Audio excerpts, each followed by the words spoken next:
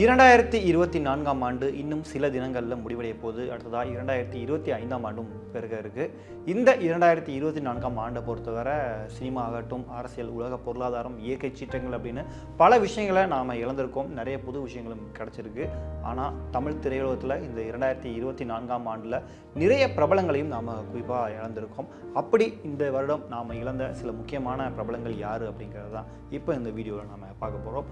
அதில் முதலாக ஜனவரி 25ஆம் தேதி இந்த வருடத்தினுடைய ஆரம்பத்தில் ஏற்பட்ட மிக முக்கியமான இறப்பு அப்படின்னு நாம் சொல்லலாம்.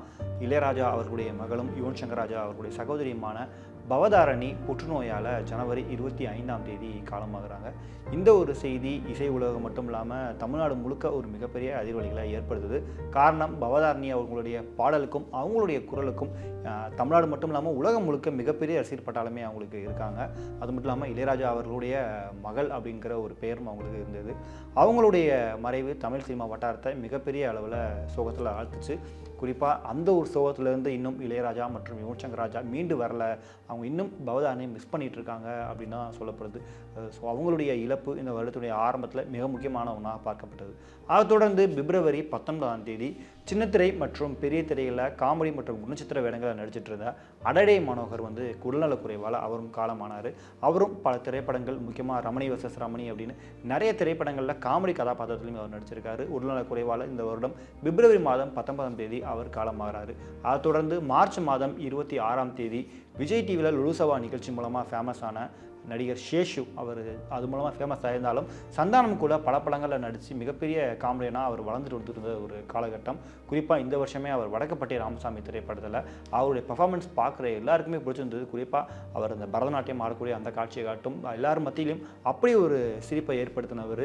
இந்த வருடம் அந்த வெற்றியை கொண்டாடுறதுக்குள்ளே அவர் உடல்நலக் குறைவால் மார்ச் 26ஆம் தேதி காலமாகிறாரு. இந்த திரைப்படம் மட்டும் கிடையாது, இதுக்கு முன்னாடி அவர் குழுகுழு அப்படின்னு சந்தானம் நடித்த நிறைய திரைப்படங்களில் அவர் நடித்து மிகப்பெரிய அளவில் பேர் வாங்கிட்டு இருந்தார். இந்த வருடம் அவர் உடல்நலக்குறைவால் காலமானார். இவங்களை தொடர்ந்து இதே மார்ச் மாதம் யாரும் எதிர்பார்க்காத ஒரு மிக முக்கிய மரணம் தமிழ் சினிமாவில் ஏற்பட்டது. இது யாரும் எதிர்பார்க்காத ஒன்று. மார்ச் 30ஆம் தேதி நடிகர் டேனியல் பாலாஜியின் மரணம். தமிழ் சினிமாவில் பொல்லாதவன், வேட்டையாடு விளையாடு, காக்க காக்க, பைரவா, வடச்சென்னை அப்படின்னு தொடர்ந்து அவருடைய பிரசன்ஸ் முக்கியமான எல்லா படங்களையுமே இருந்துகிட்டே இருந்தது. குறிப்பாக நெகட்டிவ் ஷேடில் அவர் நடித்த வேட்டையாடு விளையாடாகட்டும், பொல்லாதவன் திரைப்படங்கள் ரசிகர்கள் மத்தியில் இப்பவும் கொண்டாடப்படுது. குறிப்பாக வடச்சென்னை படத்தில் அவருடைய கேரக்டர் ரொம்ப பாசிட்டிவாகவே எழுதப்பட்டிருக்கும். லைஃப்பை தொலைச்சிட்டேப்பா அப்படின்னு அவர் சொல்லக்கூடிய வசனம் இப்போ வர ட்ரெண்டிங்கில் இருக்கக்கூடிய ஒன்று. தமிழ் சினிமாவில் ஒரு மிக முக்கியமான நடிகராக வந்துட்டு இருந்த டேனியல் பாலாஜி அவர் ஆவடி பக்கத்தில் ஒரு கோயில் கூட கட்டிகிட்டு இருக்காரு அப்படின்னு நடிகர் விஜய் கூட ஒரு படத்தினுடைய இசை வெளியீட்டில் பேசியிருந்தார். மிகப்பெரிய வளர்ச்சியில் வந்துட்டு இருந்தவர் திடீர்னு நெஞ்சுவலி காரணமாக மருத்துவமனையில் அனுமதிக்கப்பட்டு சிகிச்சை பலனளிக்காமல் அவர் மார்ச் 30ஆம் தேதி காலமானார். இந்த ஒரு செய்தி தமிழ் சினிமா வட்டாரத்தில் மிகப்பெரிய அதிர்வலைகளை ஏற்படுத்துச்சு. அதை தொடர்ந்து ஏப்ரல் 2ஆம் தேதி நடிகர் விஸ்வேஸ்வர ராவ் காலமாகிறாரு.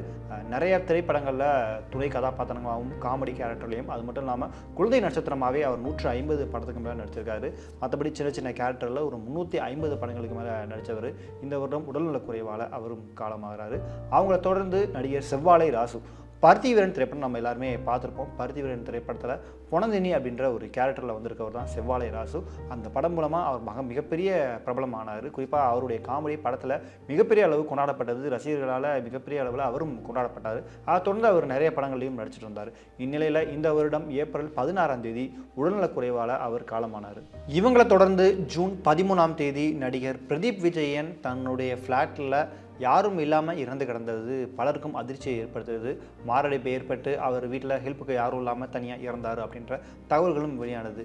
டெடி, தெகிடி, லிஃப்ட் போன்ற பல படங்களில் அவர் நம்ம பார்த்துருப்போம். பல திரைப்படங்களில் குணச்சித்திர கதாபாத்திரத்திலையும், வில்லன் கேரக்டர்லையும், நகைச்சுவை கேரக்டர்லையுமே அவர் நடிச்சிருந்தார். ஸோ அவருடைய மறைவு இந்த வருடம் தான் நடந்தது.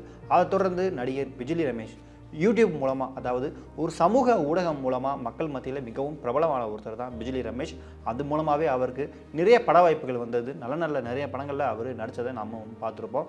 கடந்த சில மாதங்களாகவே உடல்நலை குறைவால் பாதிக்கப்பட்டிருந்த பிஜிலி ரமேஷ் ஆகஸ்ட் 17ஆம் தேதி தன்னுடைய வீட்டில் மரணம் அடைந்தார். அதுக்கு முன்னாடி சில நாட்கள் முன்னாடி அவர் சீரியஸாக இருக்கார் அப்படின்ற செய்திகளும் வெளியே வந்தது. அவருடைய மரணம் இந்த வருடம் தான் நடந்தது. இதை தொடர்ந்து நடிகர் டெல்லி கணேஷ் தமிழ் சினிமாவினுடைய மிக மூத்த நடிகர்களில் ஒருவர்.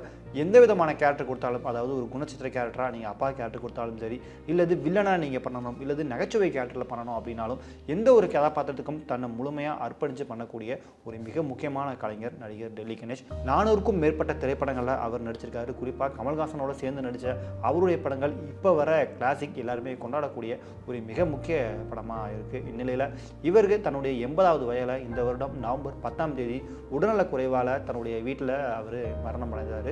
அவருடைய உடலுக்கு இந்திய விமானப்படை சார்பில் ஒரு மிகப்பெரிய மரியாதையும் செலுத்தப்பட்டது. இவங்களை தொடர்ந்து நவம்பர் 15ஆம் தேதி தமிழ் சினிமாவில் ஒரு மிக முக்கியமான இயக்குனர் காலமாகிறாரு. ஒரு கிடாயின் கருணை மனு மற்றும் சத்திய சோதனை போன்ற நல்ல நல்ல படங்களை டைரக்ட் பண்ண இயக்குனர் சுரேஷ் ரங்கையா. அவருடைய ஒரு கிடாயின் கருணை மனு திரைப்படத்துக்கு பல விருதுகளுக்கு குவிஞ்சது. விதார்த் நடிப்பில் வெளியான அந்த திரைப்படம் விமர்சன ரீதியாக மிகப்பெரிய பாராட்டுகளை வாங்குச்சு. அதை தொடர்ந்து ஒரு மிகப்பெரிய கேப்புக்கு பிறகு போன வருஷம் நடிகர் பிரேம்ஜெயை வச்சு சத்திய சோதனை அப்படின்ற ஒரு படத்தை கொடுத்தாரு. இந்த படத்துக்கும் விமர்சன ரீதியாக நிறைய பாராட்டுகள் குவிஞ்சது. இந்நிலையில் அவர் மஞ்சள் காமாலையால் பாதிக்கப்பட்டிருந்தவர் போன மாதம், அதாவது நவம்பர் 15ஆம் தேதி உடல்நலக் குறைவால் காலமாகிறாரு. அதை தொடர்ந்து டிசம்பர்லேயும் மிகப்பெரிய இழப்புகள் நடக்குது. டிசம்பர் 4ஆம் தேதி சின்னத்திரை மற்றும் பெரிய திரையிலையும் சில படங்களில் நடித்த நடிகர் நேத்ரன் காலமாகிறாரு. அவருக்கு வயது 43 தான். அவருடைய இறப்பு தமிழ் சினிமாவில் மிகப்பெரிய அளவில் பேசப்பட்டது. காரணம், அவர் சின்னத்திரை மற்றும் பெரிய திரையில் மிக முக்கியமான நடிகராக பார்க்கப்படுவார். குறிப்பாக சின்னத்திரையில் அவருக்குன்னு ஒரு மிகப்பெரிய ஆடியன்ஸ் இருக்காங்க. கடந்த சில காலமாகவே அவர் புற்றுநோயால் பாதிக்கப்பட்டு சென்னையில் இருக்கக்கூடிய ஓமந்தூரார் அரசு மருத்துவமனையில் ட்ரீட்மெண்ட் எடுத்துட்டு இருந்தாரு. இந்நிலையில் ட்ரீட்மெண்ட் பலனளிக்காமல் அவர் டிசம்பர் 4ஆம் தேதி காலமானார். அவருடைய இறப்பு சின்னத்திரை ரசிகர்கள் வட்டாரத்தில் மிகப்பெரிய சோகத்தை ஏற்படுத்துச்சு. அதை தொடர்ந்து டிசம்பர் 19ஆம் தேதி 2 முக்கியமான மரணங்கள் நடக்குது, அதுவும் தமிழ் சினிமாவில். அதில் ஒருத்தர் யார் அப்படின்னு பார்த்தீங்கன்னா இயக்குனர் சங்கர் தயாள். நடிகர் கார்த்தி வச்சு சகுனி அப்படின்ற படத்தை டைரக்ட் பண்ணுறது தான் இந்த சங்கர் தயாள். அவருடைய இயக்கத்தில் இப்போ அடுத்ததாக KMK, அதாவது குழந்தைகள் முன்னேற்ற கழகம் அப்படின்ற ஒரு படத்தையும் அவர் எடுத்து முடிச்சுட்டு அந்த பத்திரிகையாளர் சந்திப்புக்கு ரெடி ஆகிட்டு இருந்தார். அந்த படத்தில் யோகி பாபு, லிசி ஆண்டனி அப்படின்னு நிறைய நட்சத்திரங்கள் நடிச்சிருக்காங்க. ஸோ அந்த படத்தினுடைய பத்திரிகையாளர் சந்திப்புக்கு ரெடி ஆகிட்டு இருக்கும்போது தான் அவருக்கு நெஞ்சுவலி ஏற்பட்டு மருத்துவமனையில் அனுமதிக்கப்பட்டிருக்காரு. பட் அங்கே சிகிச்சை பலனளிக்காமல் அவர் உயிரிழந்திருக்காரு.